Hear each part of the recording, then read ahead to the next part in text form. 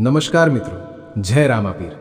શું તમે ક્યારેય વિચાર્યું છે કે માત્ર એક દિવસની સાચી ભક્તિ તમારા જીવનનો દિશા બદલી શકે છે? શું માત્ર એક બીજ તમારા ભાગ્યને નવી શરૂઆત આપી શકે છે? આજે હું તમને એવી શક્તિશાળી અને ચમત્કારિક વાત જણાવવા જઈ રહ્યો છું જે સાંભળ્યા પછી કદાચ તમે પણ ચૈત્ર મહિનાની રામાપીરની બીજ ક્યારેય ચૂકશો નહીં। મિત્રો, આ માત્ર એક તહેવાર નથી, આ એક અનુભવ છે, એક શ્રદ્ધાનો પ્રયોગ છે, એક એવો દિવસ છે જ્યાં ભક્તિ અને વિશ્વાસ મળીને જીવનમાં અદ્ભુત ફેરફાર લાવે છે। રામદેવ પીર, જેને આપણે પ્રેમથી રામાપીર તરીકે ઓળખીએ છીએ, તેઓ માત્ર એક દેવતા નથી, પરંતુ ગરીબોના રક્ષક, દુઃખહરણ અને ભક્તોના સાથી છે। કહેવામાં આવે છે કે જ્યાં સચ્ચી શ્રદ્ધા હોય ત્યાં રામાપીર પોતે હાજર હોય છે। મિત્રો, આ કથા છે એક સામાન્ય માણસની, પરંતુ તેની સાથે બનેલી ઘટના અસામાન્ય છે। એક નાનકડા ગામમાં એક ગરીબ માણસ રહેતો હતો। તેનું નામ હતું ગોપાલ। ગોપાલ ખૂબ મહેનત કરતો, સવારથી સાંજ સુધી ખેતરમાં કામ કરતો, પરંતુ તેની મહેનતનો કોઈ ખાસ ફળ મળતું નહોતું। ઘર પર ગરીબી, પરિવારની ચિંતા અને જીવનમાં નિરાશા, દરેક દિવસ તેના માટે એક સંઘર્ષ હતો। એક દિવસ તે ખૂબ દુઃખી થઈને ગામના મંદિર પાસે બેઠો હતો। તેની આંખોમાં આંસુ હતા અને મનમાં અનેક પ્રશ્નો। ભગવાન, મેં શું ખોટું કર્યું છે? કેમ મારી સાથે જ આવું થાય છે? એ સમયે ત્યાંથી એક વૃદ્ધ સંત પસાર થઈ રહ્યા હતા। સંતે ગોપાલને જોયો અને તેની પાસે આવ્યા। સંતે પૂછ્યું, બેટા, તું એટલો દુઃખી કેમ છે? ગોપાલે પોતાની આખી સમસ્યા તેમને કહી। સંત થોડું સ્મિત કરીને બોલ્યા, બેટા, તારી મહેનત સાચી છે, પણ તારી ભક્તિ અધૂરી છે। શું તું ક્યારેય ચૈત્ર મહિનાની રામાપીરની બીજનો ઉપવાસ કર્યો છે? ગોપાલે ના પાડી। સંતે કહ્યું, આ એક એવો દિવસ છે જ્યાં તું જો સાચા દિલથી ઉપવાસ અને ભક્તિ કરશે તો રામાપીર તારી જરૂર સાંભળશે। ગોપાલે આ વાતને ગંભીરતાથી લીધી। દિવસો પસાર થયા અને ચૈત્ર મહિનાની બીજ આવી। તે દિવસ ગોપાલ વહેલી સવારે ઉઠ્યો, સ્નાન કર્યું, સાફ કપડાં પહેર્યા અને પોતાના ઘરમાં એક નાનો દીવો પ્રગટાવ્યો। તેણે દિલથી પ્રાર્થના કરી, હે રામાપીર, હું આજે ઉપવાસ રાખું છું। મારી પાસે કંઈ નથી, પણ મારું વિશ્વાસ છે, તમે મારી મદદ કરો। મિત્રો, આખો દિવસ ગોપાલે ઉપવાસ રાખ્યો। ભૂખ લાગી, તરસ લાગી, પરંતુ તેની ભક્તિમાં કોઈ ઘટાડો નહોતો। તે આખો દિવસ રામાપીરનું નામ જપતો રહ્યો। સાંજે તેણે આરતી કરી અને શાંતિથી સૂઈ ગયો। પરંતુ મિત્રો, સાચો ચમત્કાર તો હવે શરૂ થવાનો હતો। બીજા જ દિવસે અચાનક ગામમાં ભારે વરસાદ પડ્યો, જે વરસાદ ઘણા મહિનાથી આવ્યો નહોતો। ગોપાલના ખેતરમાં પાણી ભરાયું અને તેની પાક સારી થવા લાગી। થોડા સમયમાં તેની સ્થિતિ સુધરવા લાગી। જે માણસ ગરીબીમાં જીવી રહ્યો હતો તે હવે ખુશ અને સંતોષી બની ગયો। ગોપાલે સમજ્યું કે આ માત્ર તેની મહેનતનું પરિણામ નહોતું, પરંતુ રામાપીરની કૃપા હતી। મિત્રો, આ માત્ર એક કથા નથી, આ એક સંદેશ છે। જીવનમાં કેટલાય લોકો મહેનત કરે છે પણ સફળતા નથી મળતી। કારણ શું છે?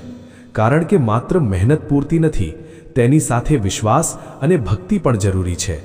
ચૈત્ર મહિનાની રામાપીરની બીજ એ આપણને શીખવે છે કે જો આપણે એક દિવસ પણ સાચા દિલથી ભગવાનને યાદ કરીએ તો જીવનમાં બદલાવ આવી શકે છે। મિત્રો, આજના સમયમાં લોકો ખૂબ વ્યસ્ત થઈ ગયા છે, પૈસા પાછળ દોડે છે, સફળતા પાછળ દોડે છે, પરંતુ અંદરથી ખાલી રહે છે, કારણ કે ભક્તિ ખૂટે છે, શાંતિ ખૂટે છે।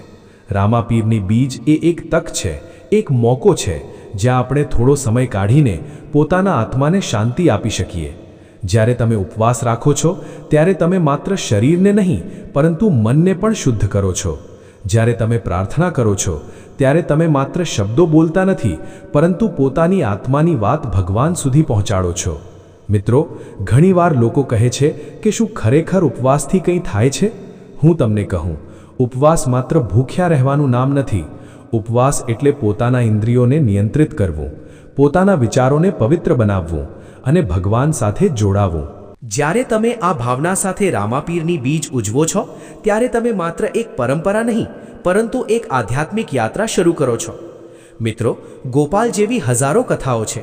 ઘણા લોકો છે જેમણે રામાપીરની બીજના દિવસે ભક્તિ કરી અને તેમના જીવનમાં ચમત્કાર જોયા। કોઈના ઘરમાં સુખ આવ્યું, કોઈની બીમારી દૂર થઈ, કોઈને માનસિક શાંતિ મળી। પરંતુ એક વાત યાદ રાખજો, આ બધું ત્યારે જ થાય છે જ્યારે તમારી ભક્તિ સાચી હોય, જ્યારે તમારા મનમાં કોઈ સ્વાર્થ ન હોય। મિત્રો, આજે હું તમને એક પ્રશ્ન પૂછું છું, શું તમે તૈયાર છો તમારા જીવનમાં બદલાવ લાવવા માટે? શું તમે તૈયાર છો એક દિવસ માટે તમારા મનને ભગવાનને સમર્પિત કરવા માટે? જો હા, તો આ ચૈત્ર મહિનાની રામાપીરની બીજને ખાસ બનાવો. વહેલા ઉઠો, સ્નાન કરો, સ્વચ્છ કપડાં પહેરો, એક દીવો પ્રગટાવો અને દિલથી રામાપીરને યાદ કરો. ઉપવાસ રાખો અને દિવસભર સારા વિચારો રાખો. જુઓ કેવી રીતે તમારા જીવનમાં શાંતિ અને ખુશી આવે છે. મિત્રો, આ દુનિયામાં સૌથી મોટી શક્તિ છે વિશ્વાસ, અને જ્યારે આ વિશ્વાસ ભગવાન સાથે જોડાય છે ત્યારે કોઈ પણ ચમત્કાર શક્ય બની જાય છે. રામાપીરની બીજ એ આ વિશ્વાસનો ઉત્સવ છે, એક એવો દિવસ જ્યાં ભક્ત અને ભગવાન વચ્ચેનો સંબંધ વધુ મજબૂત બને છે. મિત્રો, યાદ રાખજો, ભગવાન ક્યારેય તમારી પાસે કંઈ માંગતા નથી. તેઓ માત્ર તમારું પ્રેમ અને વિશ્વાસ માંગે છે. અને જ્યારે તમે આ બંને આપો છો ત્યારે તેઓ તમને તમારા વિચારથી પણ વધારે આપે છે. તો મિત્રો, આ ચૈત્ર મહિનાની રામાપીરની બીજને માત્ર એક દિવસ તરીકે ન જુઓ, તેને એક તક તરીકે જુઓ, એક નવી શરૂઆત તરીકે જુઓ, અને વિશ્વાસ રાખો કે રામાપીર હંમેશા તમારા સાથે છે. હવે આપણે આગળ વધીએ અને વધુ ઊંડાણથી સમજીએ કે ચૈત્ર મહિનાની રામાપીરની બીજ માત્ર એક ઉપવાસ કે પરંપરા નથી, પરંતુ એક જીવંત શક્તિ છે, એક આધ્યાત્મિક વિજ્ઞાન છે જે આપણા જીવનને અંદરથી બદલી શકે છે. મિત્રો, ઘણીવાર આપણે જીવનમાં પ્રશ્નો પૂછીએ છીએ, મારા જીવનમાં દુઃખ કેમ છે? મારી મહેનતનું ફળ કેમ નથી મળતું? મને શાંતિ કેમ નથી મળતી? પરંતુ આપણે ક્યારેય આ નથી વિચારતા કે શું આપણે પોતાના મનને સાચી દિશામાં લઈ જઈ રહ્યા છીએ કે નહીં. એ આપણને શીખવે છે કે જીવનમાં સુખ અને શાંતિ મેળવવા માટે માત્ર બહારની પરિસ્થિતિ બદલવી જરૂરી નથી, પરંતુ અંદરની સ્થિતિને શુદ્ધ કરવી વધુ જરૂરી છે. મિત્રો, ચૈત્ર મહિનાની રામાપીરની બીજ એ અંદરની શુદ્ધિનો દિવસ છે. આ દિવસે તમે માત્ર ખોરાકનો ત્યાગ નથી કરતા, પરંતુ નકારાત્મક વિચારોનો પણ ત્યાગ કરો છો. તમે માત્ર ઉપવાસ નથી કરતા, તમે પોતાના મનને ભગવાન સાથે જોડો છો. અને જ્યારે મન ભગવાન સાથે જોડાય છે ત્યારે જીવનમાં અદ્ભુત પરિવર્તન આવવાનું શરૂ થાય છે. મિત્રો, હું તમને એક બીજી સચ્ચી લાગતી કથા સંભળાવું છું. એક શહેરમાં એક વેપારી રહેતો હતો. તેનું નામ હતું મહેશ. પૈસા તેની પાસે ઘણા હતા, મોટું ઘર, કાર, સુખ સુવિધા બધું હતું. પરંતુ અંદરથી તે ખૂબ અશાંત હતો. રાત્રે ઊંઘ આવતી નહોતી, મનમાં હંમેશા ચિંતા રહેતી. એક દિવસ તે પોતાના મિત્ર સાથે વાત કરી રહ્યો હતો. ત્યારે મિત્રએ તેને રામાપીરની બીજ વિશે જણાવ્યું. પહેલાં તો મહેશને વિશ્વાસ ન આવ્યો. તેણે કહ્યું, આ બધું તો અંધશ્રદ્ધા છે. પરંતુ જ્યારે સમસ્યાઓ વધી ગઈ ત્યારે તેણે વિચાર્યું કે એક વખત પ્રયત્ન કરીને જોવું તો શું જાય છે. મિત્રો, ચૈત્ર મહિનાની બીજના દિવસે મહેશે પહેલીવાર ઉપવાસ રાખ્યો. શરૂઆતમાં તેને ખૂબ મુશ્કેલી પડી. ભૂખ લાગી, ચીડચીડાપણું આવ્યું, મન ભટકતું રહ્યું. પરંતુ તેણે હાર માનવી નહીં. તે દિવસભર રામાપીરનું નામ લેતો રહ્યો, ભજન સાંભળતો રહ્યો અને પોતાના મનને શાંત રાખવાનો પ્રયત્ન કરતો રહ્યો. સાંજે તેણે દીવો પ્રગટાવ્યો અને પહેલીવાર દિલથી પ્રાર્થના કરી, હે રામાપીર, મને શાંતિ આપો. મિત્રો, કદાચ આ શબ્દો સરળ લાગે, પરંતુ જ્યારે આ શબ્દો દિલથી નીકળે છે ત્યારે તેની શક્તિ અસીમિત બની જાય છે. થોડા દિવસોમાં મહેશે અનુભવ્યું કે તેના મનમાં શાંતિ વધવા લાગી છે. જે ચિંતા તેને વર્ષોથી સતાવી રહી હતી તે ધીમે ધીમે ઓછી થવા લાગી. તેને સમજાયું કે સાચું સુખ બહારની વસ્તુઓમાં નથી, પરંતુ અંદરની શાંતિમાં છે. મિત્રો, આ છે રામાપીરની બીજની સાચી મહિમા. આ માત્ર પૈસા કે સફળતા આપવાનો દિવસ નથી, પરંતુ આ દિવસ તમને તમારા જાતને આપવાનો દિવસ છે.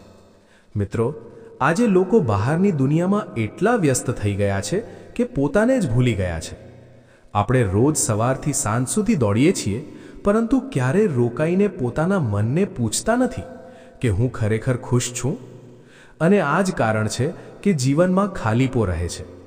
રામાપીરની બીજ એ એક એવી તક છે જ્યાં તમે થોડો સમય કાઢીને પોતાના અંદર ઝાંખી શકો છો. જ્યારે તમે ઉપવાસ કરો છો ત્યારે તમારા શરીર અને મન બંનેને આરામ મળે છે. જ્યારે તમે પ્રાર્થના કરો છો ત્યારે તમારી આત્મા તાજગી અનુભવતી હોય છે. અને જ્યારે તમે ભગવાન સાથે જોડાઓ છો ત્યારે તમને એક નવી શક્તિ મળે છે.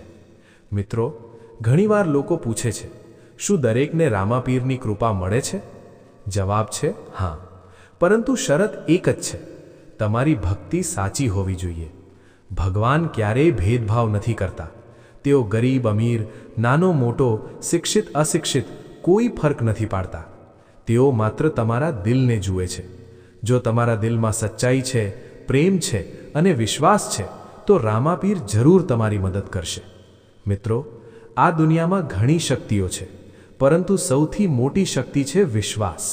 અને જ્યારે આ વિશ્વાસ ભગવાન સાથે જોડાય છે, ત્યારે જીવનમાં કોઈ પણ મુશ્કેલી મોટી નથી રહેતી. મિત્રો, એક વાત હંમેશા યાદ રાખજો, મુશ્કેલીઓ જીવનનો ભાગ છે. દરેક વ્યક્તિને સમસ્યાઓ આવે છે, પરંતુ જે વ્યક્તિ ભક્તિ અને વિશ્વાસનો રસ્તો પસંદ કરે છે, તે દરેક મુશ્કેલીને સરળ બનાવી શકે છે. રામાપીરની બીજ એ આપણને આ જ શીખવે છે.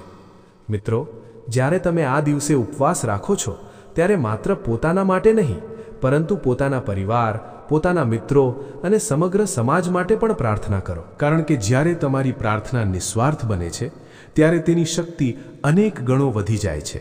મિત્રો, જીવનમાં સાચી ખુશી ત્યારે મળે છે જ્યારે તમે બીજા લોકોના સુખ માટે પણ પ્રાર્થના કરો. અને રામાપીરની બીજ એ નિસ્વાર્થ ભાવનાનો ઉત્સવ છે. મિત્રો, હવે હું તમને એક ખૂબ મહત્વની વાત કહેવા જઈ રહ્યો છું. જો તમે રામાપીરની બીજનો સાચો લાભ લેવા માંગો છો, તો માત્ર એક દિવસ ઉપવાસ રાખવો પૂરતો નથી. તમને તમારા જીવનમાં સકારાત્મક બદલાવ લાવવા પડશે, સારા વિચારો અપનાવવા પડશે, સારા કાર્ય કરવા પડશે અને હંમેશા સત્યના માર્ગ પર ચાલવું પડશે. કારણ કે ભગવાન માત્ર શબ્દોથી નથી ખુશ થતા, તેઓ તમારા કર્મોથી ખુશ થાય છે.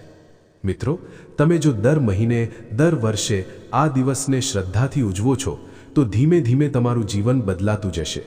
તમે વધુ શાંત બનશો, વધુ ખુશ બનશો અને તમારા જીવનમાં એક નવી દિશા મળશે.